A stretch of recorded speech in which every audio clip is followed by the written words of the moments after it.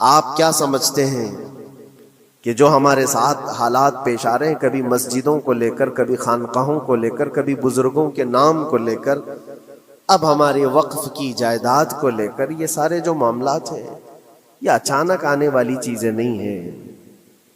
بھانپ لیا گیا ہے تمہاری پوری طبیعت کو، تمہارے مزاج کو، کہ فکر و عمل کی قوت ان کی ختم ہو چکی ہے.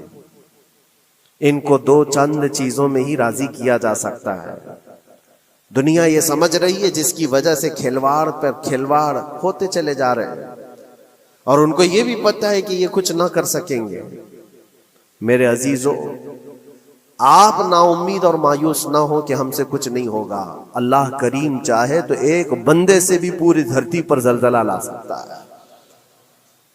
اللہ کریم کی ذات پر یقین اور توکل رکھو. سرکار غریب نواز ہندوستان آئے تھے تو بہت بڑی فوج لے کر نہیں آئے تھے، اللہ کی ذات پر بھروسہ کر کے آئے تھے، اور 90 لاکھ لوگوں کے دلوں میں چراغ اسلام جلا دیا تھا.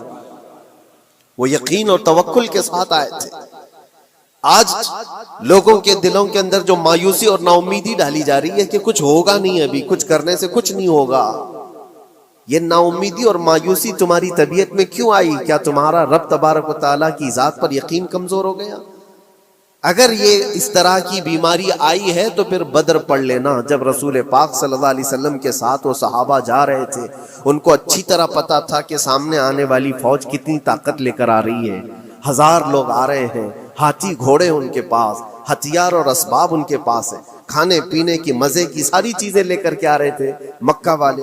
اور ادھر صحابہ ننگے پیر ہیں. 313 کے پاس 4 گھوڑے ہیں، پیدل چلے آ رہے ہیں. چھاؤں لینے کے لیے کوئی جگہ تک نہیں ہے ان کے پاس.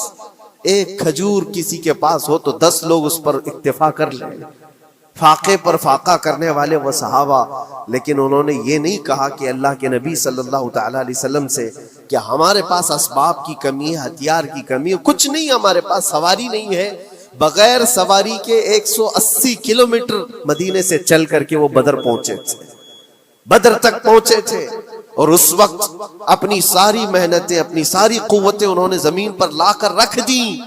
پھر بدر کے میدان میں جب پہنچے تب اللہ کریم کی بارگاہ میں دعا کیا تھا میرے مصطفیٰ نے، اے اللہ اگر اس نہتی قوم کو تو نے فتح نہیں دی تو پھر قیامت تک اس روئے زمین پر سجدہ کرنے والا کوئی نہیں ہوگا.